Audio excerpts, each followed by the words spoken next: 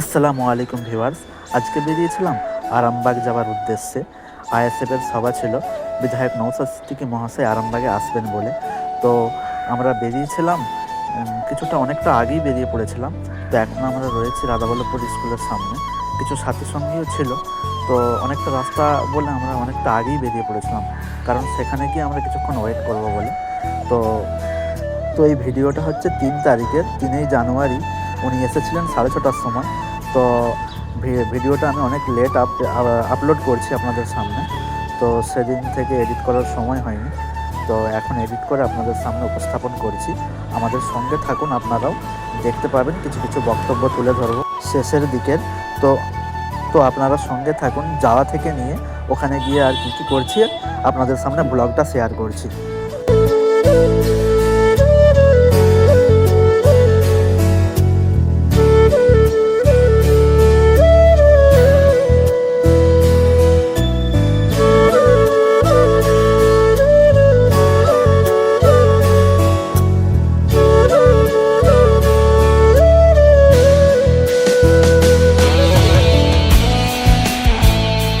এখন আমরা এসে পৌঁছে গিয়েছি ডিহিবাগনানে। এটা ডিহিবাগনান। তারপর ওখান থেকে কাপসিট হয়ে আমরা বন্দর 24 নম্বর রোড ধরে আমরা যাওয়ার উদ্দেশ্য আমাদের। তো এখন ওই ডিহিবাগনান হয়ে যাচ্ছি কাপসিট। তো কাপসিট থেকে হয়ে আমরা আবার দেন যাব আরামবাগ। তো গ্রামের পরিবেশ, অনেকটা সংস্কৃতি আমাদের এই গ্রামের পরিবেশের মধ্যে লুকিয়ে রয়েছে। তো বেশ শীতের দুপুর, রোদটাও বেশ ভালো লাগছিল, ঠান্ডাটাও বেশ ভালোই ছিল, আর মিষ্টি মিষ্টি রোদ ছিল, বেশ ভালোই লাগছিল।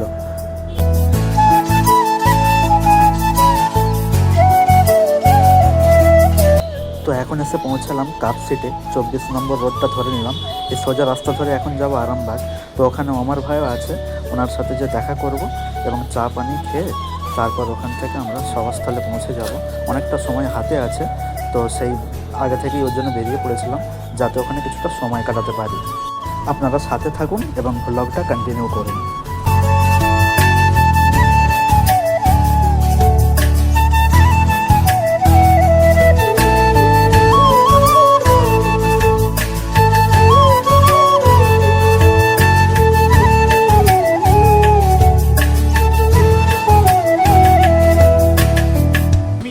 কি করছো? চা খেতে এসেছো?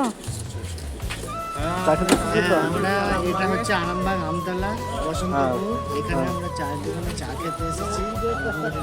কেমন লাগছে চা খেতে এসে? কাকার দোকানটা তো আমাদের চা স্পেশাল চা। কাকা এই জায়গাটা কোথায়? কাকা এখন ব্যস্ত আছে। আরামবাগ চা খেতে আসা হয়েছে। হ্যাঁ, আসছে 6:30টার সময়। ব্রেক টাইমে চা খাচ্ছি, বেশ ভালো লাগছে। স্পেশাল স্পেশাল চা।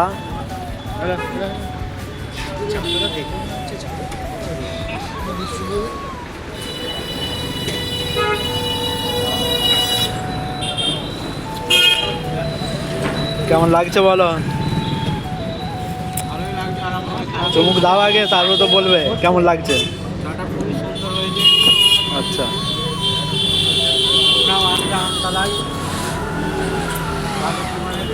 বেশ ভালো লাগছে, তাই তো? তোমার কেমন লাগছে গো? ভালো, চা খুব সুন্দর, মিষ্টি খুব,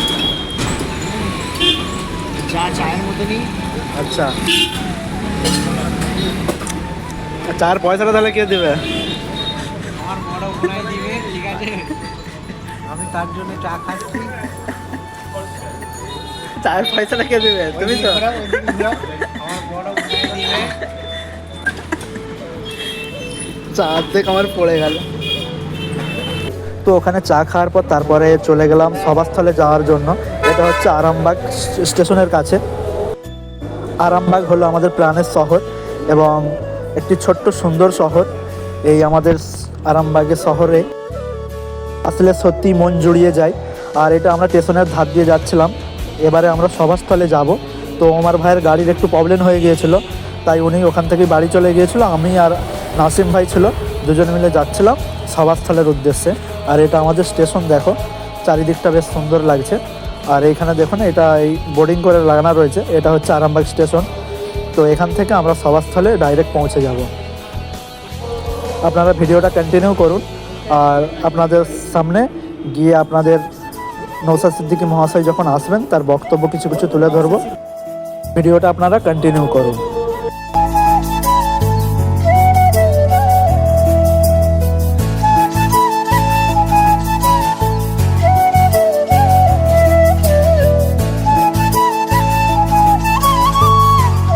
মাননীয় লক্ষ্মীকান্ত হাসদা মহাশয়, তার হাত ধরে আমরা আইএসএফ এ জয়েনিং করাবো। তো এখানে খানাকুলের অবজারভার সাদ্দাম হোসেন কিছু ওনাদের আইএসএফ কর্মীকে যোগদান করাচ্ছিল তৃণমূল ছেড়ে, যারা চলে এসেছেন। মিটার রাস্তা ভগ্ন দশাই ছিল, আমরা রাস্তায় বিজেপিকে দেখতে পাইনি, আমরা রাস্তায় তৃণমূল অন্যান্য রাজনৈতিক দলকে দেখতে পাইনি। এই আইএসএফ পরপর 3 বছর রাস্তা অবরোধ করে আজকে রাস্তা সম্প্রসারণ করতে বাধ্য করেছে। এখানে বাথরুমের টাকা খাওয়া হয় এই বাংলায়, আর কিসের টাকা খাই জানেন? স্বামী জীবিত আছে, তারপরেও বিধবা বানিয়ে বিধবা ভাতা দেওয়া হয়। লজ্জা এই তৃণমূল কংগ্রেসের জন্য। এরা আর কি খাই জানেন? চাল খায়, ডাল খায়, এটা আমিও খাই, আপনিও খাই। পৃথিবীতে একটা শ্রেণীর প্রাণী থাকে যারা মাংসাশী, মাংস খায়, একটা তারে শাকাহারী, শাক খায়। আর তৃণমূল কংগ্রেস এমন একটা প্রাণী, এরা মাছ, মাংস, শাক, ডিম সব খায়, তার সঙ্গে কয়লা খায়, ময়লা খায়, ত্রিপল খায়, চাল খায়, ডাল খায়। কত পঞ্চায়েতের নির্বাচনে ব্যালট পেপার পর্যন্ত খেয়ে নিয়েছে। তো নওশাদ সিদ্দিকী সাহেব টাইমের সময় মতো পৌঁছে গিয়েছিল, তাকে বরণ করার পর্ব চলছিল। তো দেখুন, বেশ ভালো লাগছিল, সামনে থেকে দেখছিলাম, সামনেই ছিলাম আমি একদম। আপনারা ভিডিওটা কন্টিনিউ করুন আর ওনার মূল্যবান বক্তব্য শুনতে থাকুন। ইনকলাব জিন্দাবাদ, ইনকলাব জিন্দাবাদ, আইএসএফ জিন্দাবাদ, নওশাদ সিদ্দিকী জিন্দাবাদ, নওশাদ সিদ্দিকী এগিয়ে চলো। আমরা ধন্যবাদ। বক্তব্য রাখবেন আইএসএফ এর চেয়ারম্যান।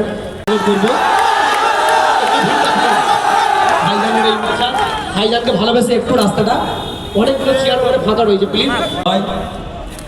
আমাদের এই অধিকার সবাই দিয়েছে, ধন্যবাদ জানাবো। সহযোগিতা করছে, ধন্যবাদ জানাবো প্রশাসনের বন্ধুদের, যাদের সহযোগিতায় আজকে আমরা এই প্রোগ্রাম সুষ্ঠুভাবে করতে পারছি। আর আমি ক্ষমা চেয়ে নেব দোকানদার বন্ধুদের কাছে যে আপনাদের দোকানের সামনে হচ্ছে, হয়তো কিছুটা সময় হলেও আপনার ব্যবসায় ক্ষতি হচ্ছে। তবে একটা কথা আমি দোকানদার বন্ধুদের বলতে পারি, আজকে যেমন ক্ষমা চেয়ে নিচ্ছি ঠিক কথা, সাথে একটা জিনিস আমি আপনারা ইনশিওর করতে পারি, কোনো সময় যদি আপনারা আমাদের সুযোগ দেন, খেলা মেলার নামে, প্রোগ্রামের নামে যে তোলাবাজি করা হয় দোকানে এসছে, সেটাও কিন্তু আমরা বন্ধ করে দেবো। অর্থাৎ সারদামণি মিষ্টান্ন ভান্ডারের নামে 5,000 টাকার বিল কেটে দাও, ওরা খেলা মেলা হই হই করবে আর বিলটা দিতে হবে এই মিষ্টির দোকানদারকে, এগুলো চলতে দেবো না, এগুলো বন্ধ করে দেবো। হ্যাঁ, আসতে পারে মিষ্টির দোকানদারের কাছে, দাদা আমরা এই প্রোগ্রাম করছি, ভালোবেসে 5 টাকাও দিতে পারে, 5,000 দিতে পারে, 500 দিতে পারে, ভালোবেসে যেটা দেবে সেটা নিতে হবে, সেই পলিসি আনবে।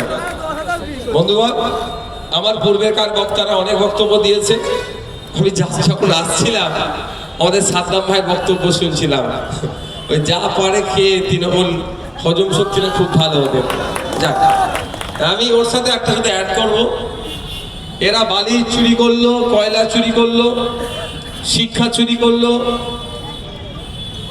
গরু চুরি করলো, বিধবা ভাতা থেকে কাটিং করে খাচ্ছে, খেতে খেতে এরা কি করলো, এখন মৃত মানুষের চোখও চুরি করে নিল। এরা কি লেভেলে পৌঁছেছে বুঝতে পেরেছে? পশ্চিমবাংলার নাগরিকের মাথা পিছু 11 থেকে 12,000 টাকা ঋণ ছিল, আজকে এগিয়ে বাংলা সব বললেও এই 14 বছরে সেই ঋণটা প্রায় 70,000 টাকা পৌঁছে দিয়েছে। ভাবুন, বাংলা এগিয়ে যাচ্ছে না, বাংলা পিছিয়ে যাচ্ছে। ঋণ হচ্ছে, হয়তো আপনি আমি বলতে পারি ঋণ হচ্ছে সরকার নিচ্ছে, এটা ভুল কথা। ঋণ তো অবশ্যই সরকার নিচ্ছে, পশ্চিমবাংলা সরকার নিচ্ছে, মেটাতেও কিন্তু পশ্চিমবাংলা সরকারকে হবে। কিভাবে মেটাবে? আপনার আমার সবার মাথার উপরে ঋণটা চেপে যাচ্ছে, নিত্য প্রয়োজনীয় জিনিসের দাম বাড়বে, এখান থেকে টাকা তুলে ওই ঋণটা লোনটাকে শোধ করবে। তাহলে ভাবতে হবে আপনাদেরকে, ওরা ঋণ নিচ্ছে, প্রকল্পের নামে লুট করছে, আর সুদার দায়িত্ব আমাদের ঘাড়ে চাপিয়ে দিচ্ছে। এই সরকার আমাদের দরকার নয়। সরকারের নামে যে সার্কাস চলছে এটাকে বন্ধ করে নতুন সিস্টেম তৈরি করতে হবে। যে সিস্টেম আরামবাগ মেডিকেল কলেজে যে ভুল সিস্টেম চলার জন্য বাচ্চা চুরি হয়েছিল আপনারাও জানেন, ওইটা চলবে না। এমন সিস্টেম আনবো আমরা, নারীর অধিকার থাকবে, নারীর নিরাপত্তা থাকবে, স্কুলে শিক্ষক থাকবে, হসপিটালে ডক্টর থাকবে, গণপরিবহন ব্যবস্থা শিথিল হবে, সুন্দরভাবে হবে, এবং সাথে সাথে শিক্ষিত বেকার যুবক যুবতীদের হাতে কাজ হবে। সেই সিস্টেম আমাদেরকে তৈরি করতে হবে। এই সিস্টেম প্রতি 5 বছর ছাড়া ছাড়া আমাদের হাতে তৈরি করার সুযোগ আছে। সংবিধানের আর্টিকেল 326 আপনাকে আমাকে ভোটদানের স্বাধীনতা দিয়েছে। ওই স্বাধীনতা যদি আমরা সঠিকভাবে কাজে লাগাতে পারি, যে নতুন একটা সরকার আনবো, যে সরকার আমাদের কথা ভাববে, যে সরকার জনগণের কথা ভাববে, যে সরকার কৃষকের কথা ভাববে, যে সরকার ছাত্র যুবের কথা ভাববে, যে সরকার দোকানদার বন্ধুদের কথা ভাববে, যে সরকার সরকারি কর্মচারীদের কথা ভাববে, যে সরকার মানুষের কথা ভাববে, সেই সরকার আমাদের না নিয়ে আসলে এই যে দুরবস্থা চলছে এটা বাড়তে থাকবে, তো কমবে না। এবং নওশাদ সিদ্দিকী মহাশয়ের সভাস্থলে যাওয়ার উদ্দেশ্য একটাই, ওনার নীতি আদর্শ থেকে আমাকে ব্যক্তিগত ভালো লাগে। আপনারও অন্য রাজনৈতিক ব্যক্তির কারো নীতি আদর্শ ভালো লাগতেই পারে, এটা ব্যক্তিগত স্বাধীনতা আমাদের ভারতবর্ষের। তো এখানে কেউ ঘৃণা ছড়াবেন না তার জন্য, কারোর সভাস্থলে যাওয়াটা কোনো অপরাধ নয়। সবাইকে ভালোবাসা দিন, ভালোবাসা ছড়ান, আপনার নীতি আদর্শ আপনার কাছে রাখুন। সবাইকে ধন্যবাদ।